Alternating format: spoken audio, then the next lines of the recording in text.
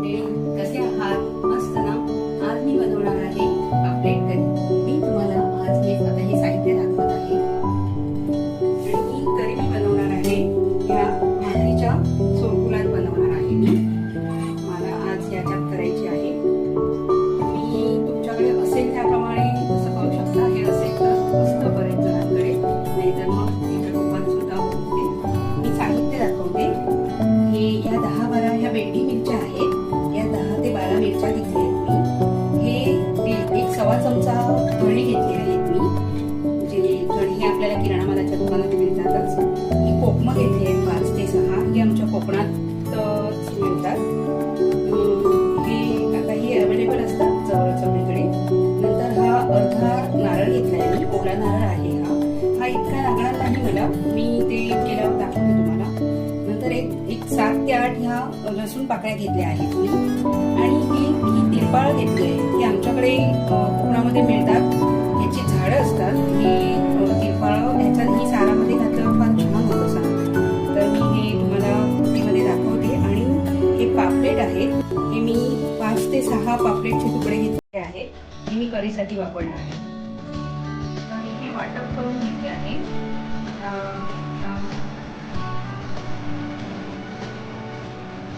कांदा तुम्हाला सांगायला विसरली, कारण हा मी एक अख्खा कांदा घेतला आहे. हा वाटपात मी अर्धा घालणार आणि फोडणीला अर्धा घालणार. हे वाटप केले करू शकते.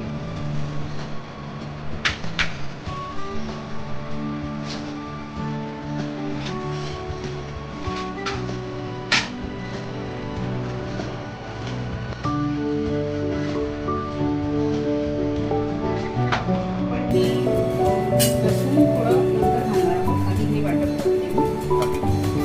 आता मी हे थोडं वाटप केलेलं आहे असं सरसरीत. हे असं झाल्यानंतरच त्यात लसूण घालणार आहे मी, कारण त्यामुळे लसणीचा उग्र वास येत नाही. आता ह्या लसूण पाकळ्या घालणार आणि मी एकदम थोडंसं तेल वाटून घेणार. एकदम मऊ व्हायला हवं ते. तर मी हे जिन्नस वाटून घेतले आहेत. फक्त मिरची धणे जे होते खोबरं मी नंतर वाटणार आहे. जे इतर जिन्नस होते ते सगळे वाटून घेतले.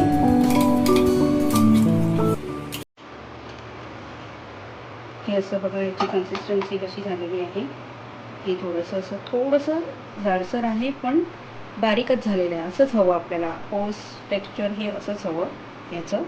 तर आपण यातच हे खोबरं वाटून घेणार आहोत.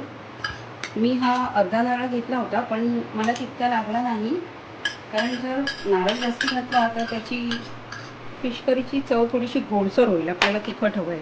मी हा इतका माझा उरला आहे. मी अंदाजाने घेतला आहे. तुम्हाला जसा तुमची जशी क्वांटिटी असेल त्याप्रमाणे तुम्ही घेऊ शकता. तर आपण हे खोबरं वाटून घेतलं आहे. हे काढून घेऊया. ते मी वेगळं वाटलं आहे. त्या मिरचीत मिक्स नाही केलं आहे. तसं त्याचं वाटप थोडंसं होतं त्याप्रमाणे त्याच्यात घातलं मी खोबरं. हे बघा खोबरं कसं वाटून झालेलं आहे.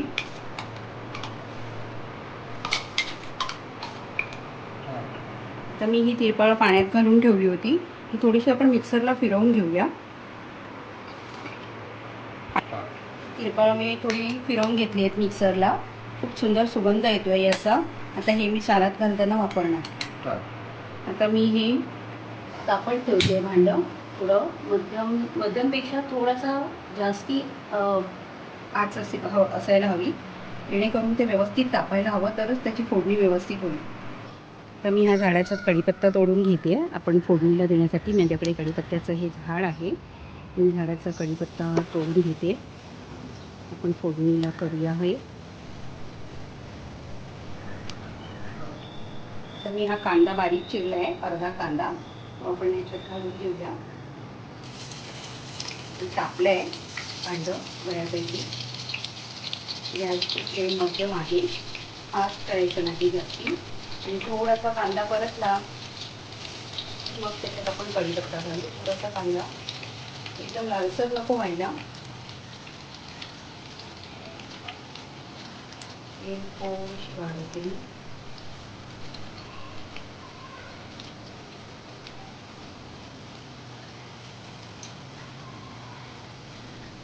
आता कढीपत्ता घालूया आपण. कांदा बऱ्यापैकी परतला आहे. कढीपत्ता घालूया. फक्त आधी नाही घालायचं, नाही तर तो जळून जाणार. आता आपण हे पीस यात मिक्स करून घेऊया. हे जे मिरचीचं वाटप होतं त्यात, आणि मग ते फोडणीला देते मी.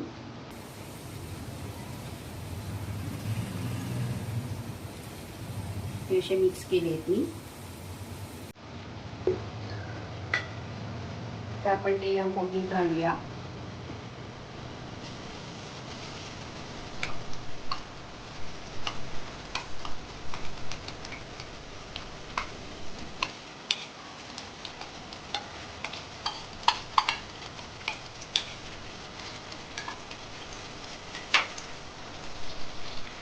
थोडंसं यात मिक्स व्हायला हवं आणि शिजायला हवं थोडं या तेलात. आपण याच्यावर झाकण ठेवूया.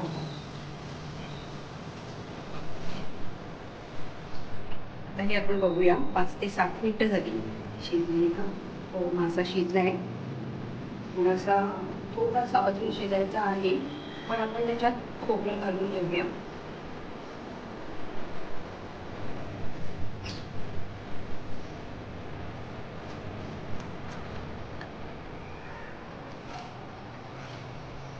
ते त्याच्यात व्यवस्थित मिक्स होईल आणि अजून थोडासा मासा शिजणार त्याच्यातच.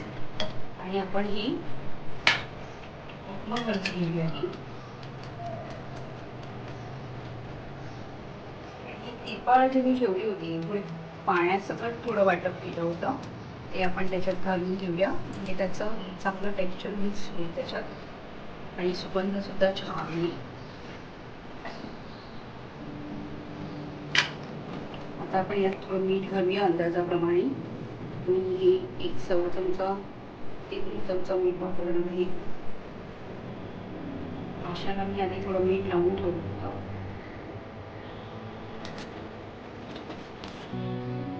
आणि आपण असं घेऊया. आता आपण झाकण ठेवून शिजत ठेवूया.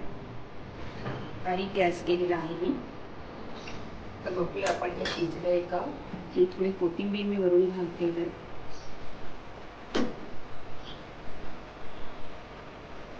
बघा, मासा आपला शिजला आहे आणि टेक्स्चर पण छान आलेलं आहे. मासा त्याला वेळ लागत नाही, हा थोडा सॉफ्ट असतो म्हणून. आता आपण वरून कोथिंबीर घेऊया.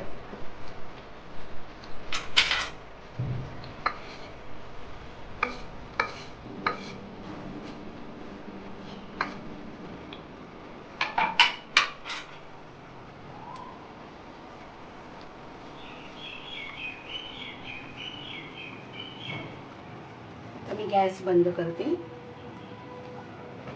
हे बघा कसं उकळत आहे आणि सुगंध सुटलेला आहे तिरपाळांचा